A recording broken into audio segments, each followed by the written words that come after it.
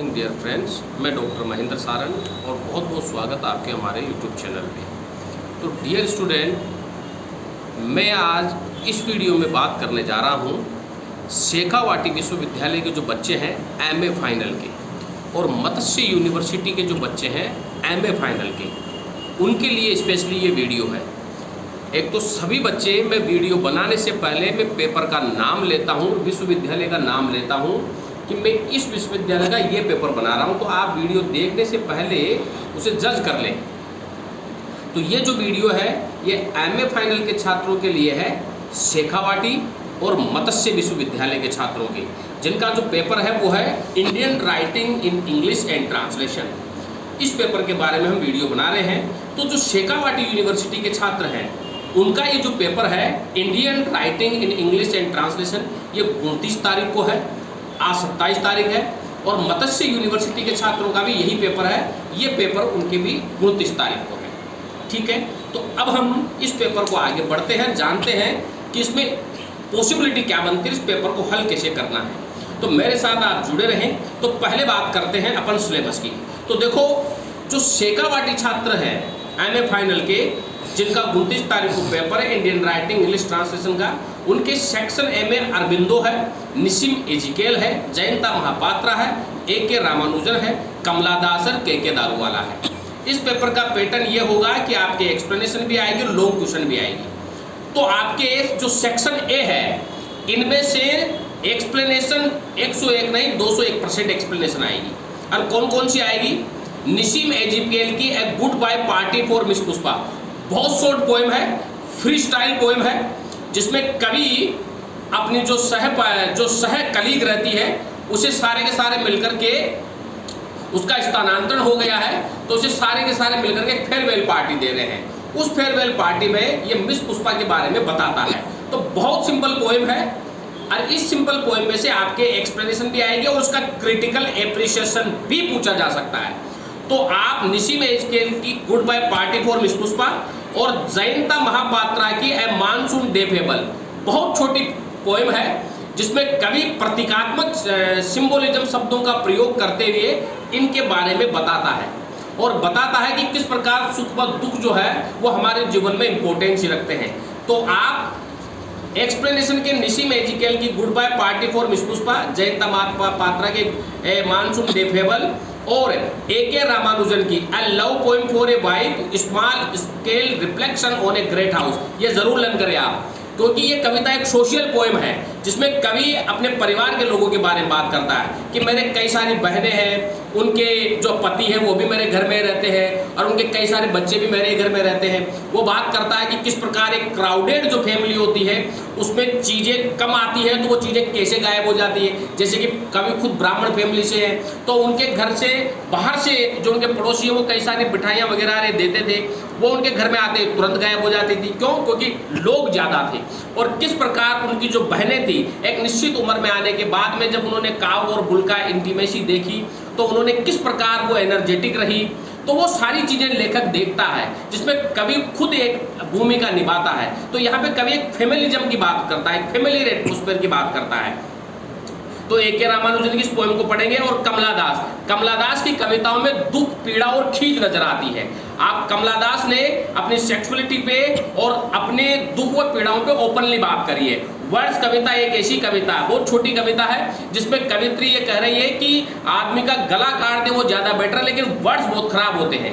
क्योंकि अगर हमने किसी को चुभते हुए वर्ड्स कह दिए तो वो उससे भी एक वेपन से भी ज़्यादा गहरे घाव करते हैं। स्पॉइलिंग द नेम में कवित्री कहती है कि एक शादी होने के बाद एक औरत का जो नाम है वो बदल दिया जाता है। जैसे कवित्री का नाम बचपन का माधवी कुट्टी था, फिर राइटिंग नेम इसने कमला दास रख लिया, लेकिन जब इसे रशीद लतीफ से प्रेम हुआ है मुस्लिम लड़के से तो इसने कमला सुरैया दास रख लिया। तो किस प्रकार एक औरत का नाम बदलता हुआ चला जाता, उस पर यह दुख व्यक्त करती है।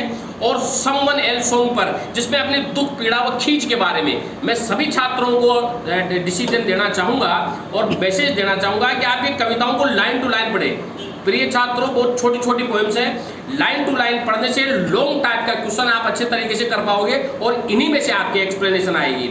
और के दारूवाला इतना इंपॉर्टेंट नहीं है। तो मेरे अकॉर्डिंग निसिम एजिकेल जयंत महापात्रा, A.K. रामानुजन और कमला दास। सेक्शन ए में सबसे इंपॉर्टेंट है।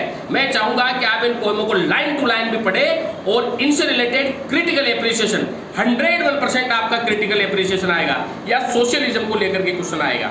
अब सेक्शन बी मार्किंग सेक्शन है जिसमें बहुत अच्छे नंबर आएंगे, जिसमें आप अंधा युग धर्मवीर भारती का, मेरे छात्रों धर्मवीर भारती का अंधा युग महाभारत के अंतिम पड़ाव की कहानी है, जिसमें किस प्रकार अश्वत्थामा को जब गुरु द्रोण जो थे वो युद्ध में प्रभावी हो रहे थे तो किस प्रकार श्री कृष्ण ने चालाकी से किस प्रकार अश्वत्थामा के मरने की खबर उड़ा दी गई।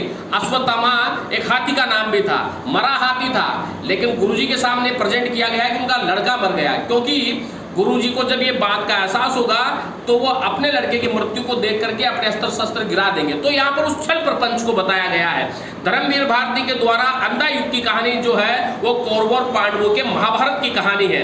इसमें लिखने को बहुत मैटर है कि किस प्रकार छल कपट किया गया, किस प्रकार फैमिली द्वंद्व को बताया गया और किस प्रकार जो है वो यूनिवर्सल ट्रूथ को बताया गया इसमें। और टेली डांडा की कहानी गिरीश कर्नाड की, महेश दत्तानी का फाइनल सॉल्यूशन न करके आप गिरीश कर्नाड का टेली डांडा लर्न कीजिए, जिसमें भासवन्ना है यहाँ पे और किंग बिजाला है यहाँ पे और रंबावती है, सोवी देवा है और भासवन्ना है, इसमें जगदेवा है, इसमें कई सारे कैरेक्टर हैं यहाँ पे, जिसमें एक ऐसी कहानी को बताया गया है गिरीश कर्नाड के द्वारा जो हमारी प्राचीन संस्कृति को बताती है कि किस प्रकार प्राचीन समय में लोग जो है वो बटे हुए थे, कि किस प्रकार ब्राह्मण समाज के लोग और नीची जाति के लोग आपस में बटे हुए थे, उनमें आपस में द्वंद्व कैसे होता था।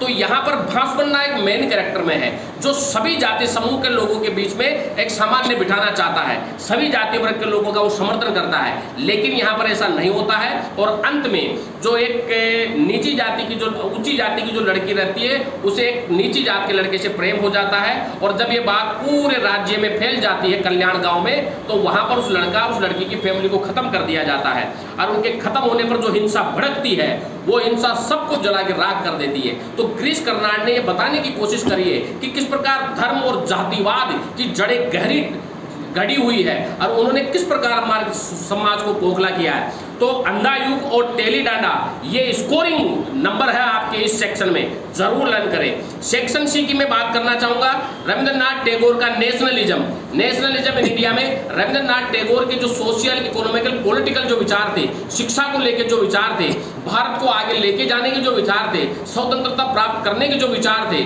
और शिक्षा के क्षेत्र में किस प्रकार आगे बढ़ा जाए और किन उद्योग धंधों को कैसे विकसित किया जाए, भारत की इकोनॉमी कैसे बढ़े और भारत की पॉलिटिकल सिचुएशन कैसे स्ट्रांग होए और किन किन लीडर्स को लिया जाए, इसके बारे में नेशनलिज्म इन इंडिया में लिखा गया है।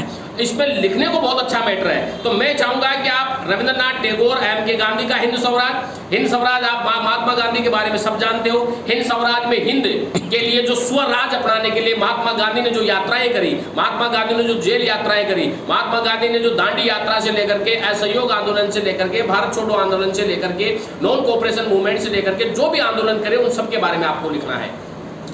और इसमें मैं चाहूंगा कि आप अनंत मूर्ति का संस्कारा बहुत अच्छा है, जिसमें प्रणेशाचार्य है और किस प्रकार नारायणप्पा जो कि एक ब्राह्मण समाज में रहता है वो किस प्रकार ब्राह्मण समाज के विरुद्ध हो जाता है, किस प्रकार चंद्री नाम की एक वेश्या से शादी करता है और किस प्रकार अपने समाज को दिखाता है। इसमें उस लोभ और लालच को भी बताया गया है कि किस प्रकार नारायणप्पा का दाह संस्कार करने के लिए चंद्री अपने सारे गहनों को दे देती है। जो गरुड़ा स्वामी और लक्ष्मण स्वामी जो कि अपने आप को बड़े प्रखंड ब्राह्मण मानते थे, वो किस प्रकार उन गहनों को देख करके नारायणप्पा का अंतिम संस्कार करने के लिए तैयार हो जाते हैं और किस प्रकार चंद्री से सहवास करते हैं प्रणेशाचार्य, जबकि वो काशी विश्वविद्यालय से पढ़े हुए रहते हैं। तो किस प्रकार स्त्री की काया उन्हें अपनी तरफ आकर्षित कर लेती है, उसको कहानी को बताया गया। यानी कि हमारे प्राचीन समय की जो मिरर है, जो दर्पण है कि हमारा प्राचीन धर्म कैसा था, प्राचीन सभ्यताएं कैसी थी, लोग कैसे थे, उसको लेकर के संस्कारा लिखा गया है, जिसमें दुर्वासा और उर्वासा ब्राह्मणों की कहानी है और किस प्रकार ये लोग और लालच में फंसे हुए थे।